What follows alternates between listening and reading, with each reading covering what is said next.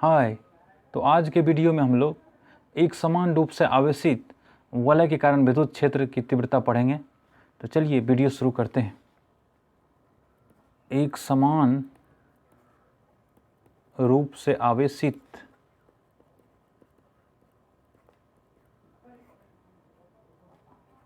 वलय के कारण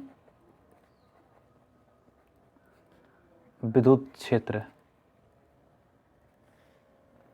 ये हमारा आज टॉपिक है। तो उससे पहले ये समझ लीजिए कि जब हम बिंदु आवेश के कारण फील्ड निकालते थे, मान लिया ये बिंदु आवेश है, इससे r दूरी पर बिंदु P पर हमको फील्ड निकालना है, तो ये हो जाता था E(k)/r²।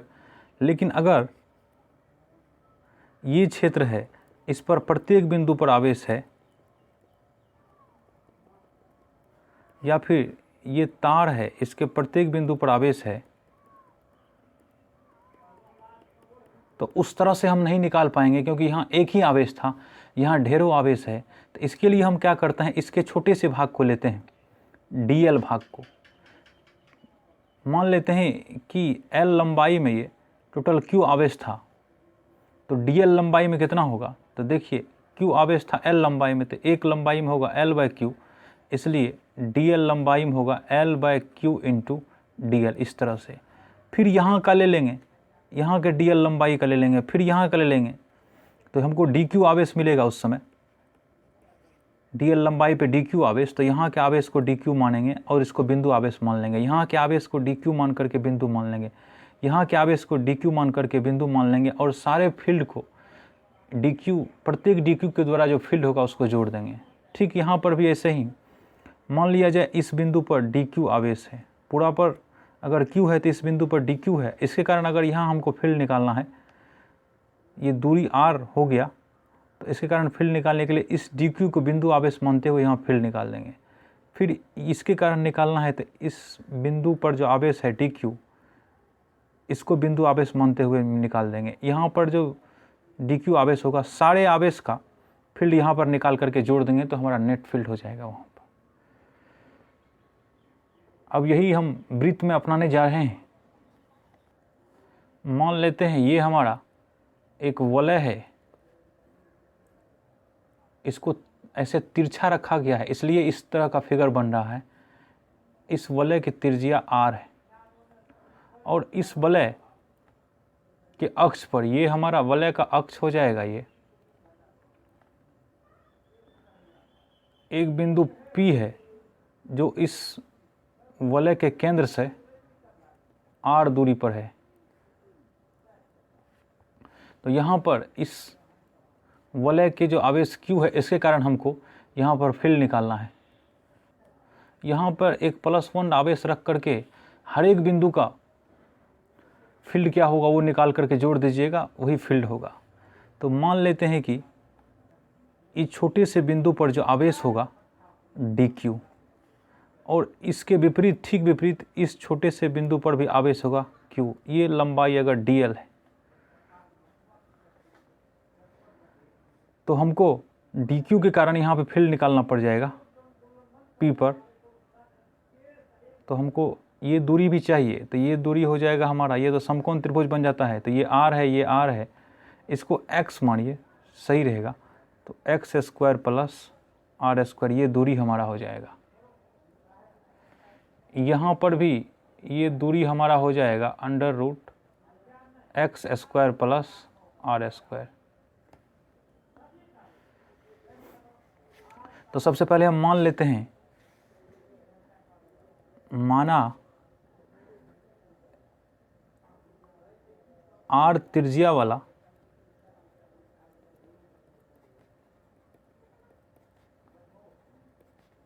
एक वृत्ताकार वलय है,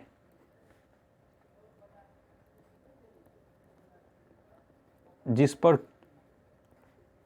q आवेश एक समान रूप से वितरित है।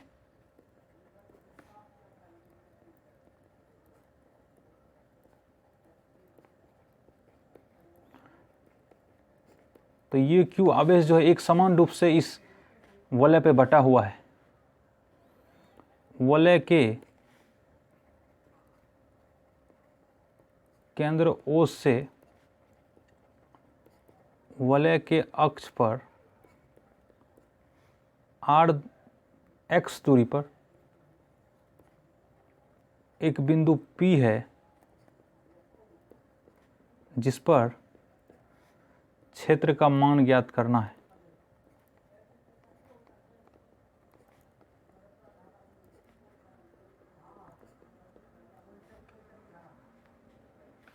तो एक चीज़ यहाँ देख लेते हैं कि 2 पाई r लंबाई पर हमको q आवेश है, तो एक लंबाई पर हो जाएगा q बाय 2 पाई r, इसलिए dl लंबाई पर हो जाएगा q बाय 2 पाई r इंटू dl। ये याद रखना है हमको। तो हमारा dq जो हो जाएगा वो हो जाएगा q बाय 2 पाई r इंटू dl। इस बिंदु को a मान लेते हैं, इस बिंदु को b मान लेते हैं। ऐसे देखिए, ये बिंदु हमारा A है और ये बिंदु हमारा B है। तो A पर जो फील्ड होगा उसकी दिशा इधर होगी, यहाँ पे +1 है, इसको प्रतिकर्षित करेगा dq, और ये B बिंदु पर जो आवेश है इसके कारण जो फील्ड होगा ये इधर होगा, ये भी प्रतिकर्षित करेगा। इसको मान लेते हैं D, ये भी हमारा D है।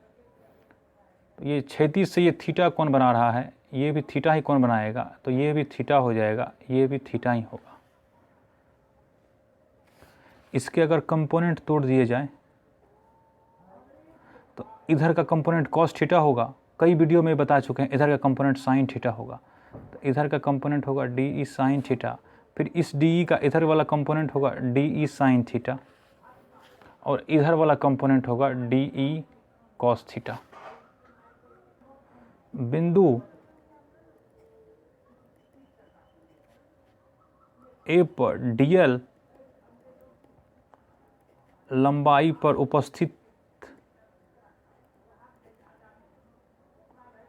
आवेश dq के कारण P पर विद्युत क्षेत्र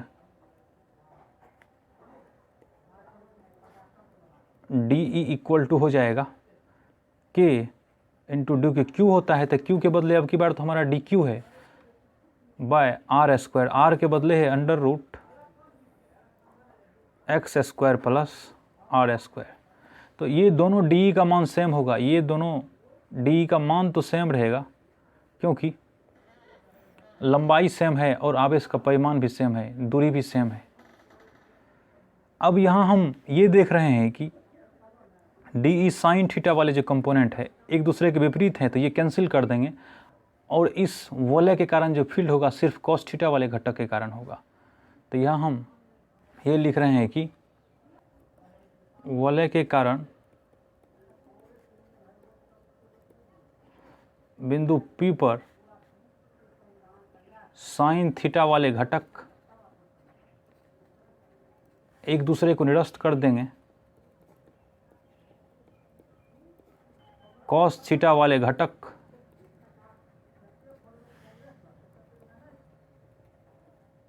जुड़कर कुल विद्युत क्षेत्र बनाएंगे।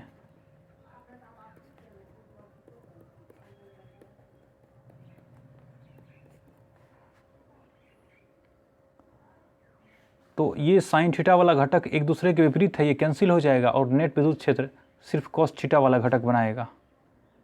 तो हम लिख देते हैं कि बिंदु P पर कुल विद्युत क्षेत्र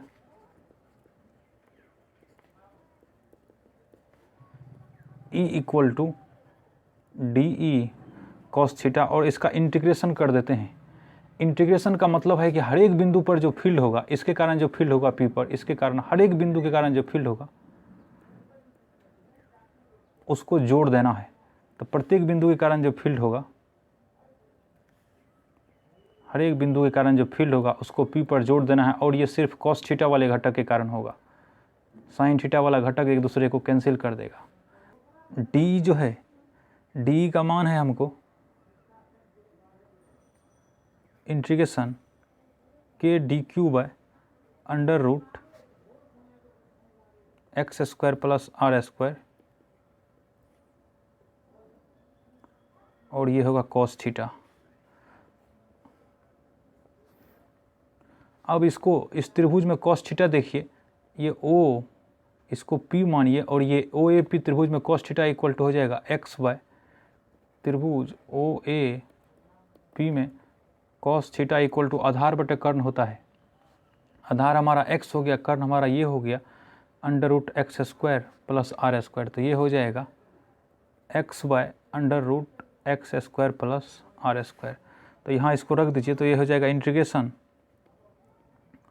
के K Q by under root x square plus are square into x by under root, यहाँ पे होल स्क्वायर होता,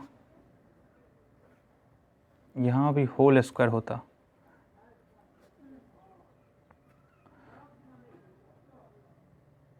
यहाँ होल स्क्वायर और ये हो गया x square plus are square.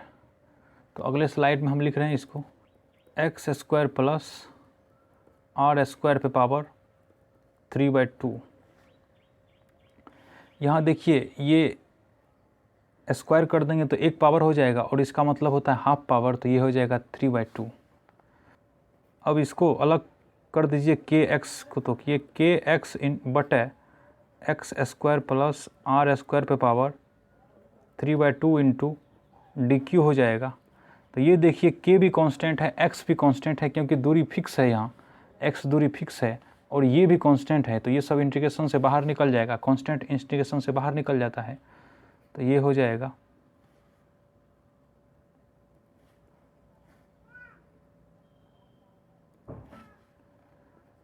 के x by x square plus are square का पावर 3/2 इंटीग्रेशन हो जाएगा डी क्यू। अब डी क्यू का मान रख दीजिए, ये हो जाएगा k x by x square plus are square पे पावर 3/2 और डी क्यू के बदले है integration q by 2πr into d l. तो फिर ये q बाय 2πr भी बाहर आ जाएगा, तो यहाँ हो जाएगा k x q by x square plus are square पे पावर 3/2 इंटू 2πr इंटीग्रेशन हो जाएगा dl। ये भी q भी कांस्टेंट है, 2πr भी कांस्टेंट है, इसलिए ये बाहर आ गया। और dl को जोड़ देंगे, यहाँ देख लीजिए सारे लंबाई ये dl को जोड़ देंगे तो ये वृत्त का परिधि हो जाएगा। तो चूँकि dl का इंटीग्रेशन होता है 2πr, इसलिए यहाँ पर e इक्वल टू लिख सकते हैं k x q by x square plus are square power 3/2 into 1/2πr into dl का dl सारे dl को जोड़ करके 2πr होगा, तो यहाँ लिख देते हैं, ये 2πr से 2πr कैंसिल हो गया, तो ये हो गया हमारा k x q by x square plus are square पे पावर 3/2। ये हमारा निकल गया ई का मान। अगर इसकी दिशा देखनी हो तो यहाँ देख लीजिए, ये इधर होगा तो हम लिख देते हैं कि वृत्त से दूर अगर ये धनावेश है, और वृत्त की ओर होगा यदि ये ऋण आवेश होता। तो इधर अगर हम एक्स कैप मान लेते हैं, इकाई सदिश एक्स कैप, तो इसकी दिशा हो जाएगी वलय से दूर। तो वेक्टर रूप में ई इक्वल टू लिख सकते हैं k x q by x square plus are square पे पावर 3/2 और एक्स कैप, क्योंकि एक्स कैप हम मान लिए हैं कि वलय से दूर दर्शा रहा है। यदि Q ऋणात्मक हो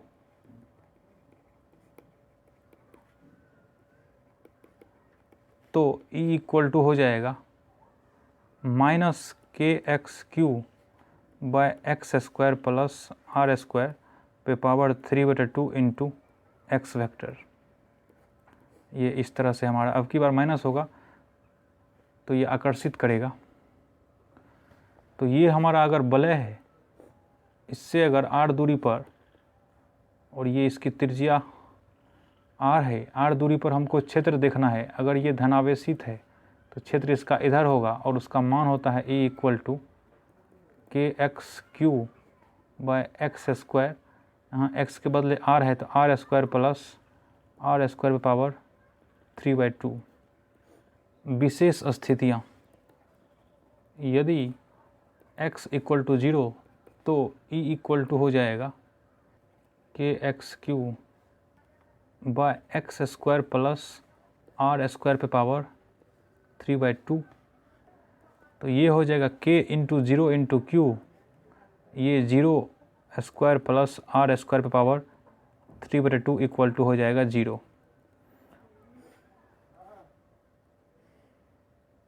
ये समझने योग्य भी है, क्योंकि अगर हमको देखिए, ये जैसे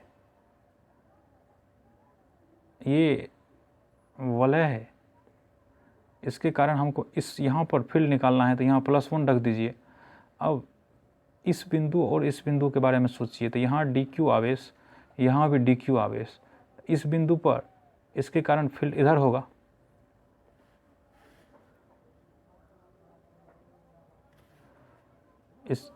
इसके कारण फील्ड इधर होगा, और इस बिंदु के कारण इस पर फील्ड इधर होगा। तो ये दोनों कैंसिल करके 0 कर देगा। अगर यहाँ के बारे में सोचते हैं, यहाँ पर जो dq आवेश है उसके कारण फील्ड इधर होगा, और यहाँ पर जो dq आवेश उसके कारण फील्ड इधर हो जाएगा, तो ये भी 0 हो जाएगा, तो नेट फील्ड हो जाएगा 0। ये दूसरी स्थिति है, यदि x बहुत बड़ा हो r की तुलना में, तो x² की तुलना में r² बहुत कम होगा,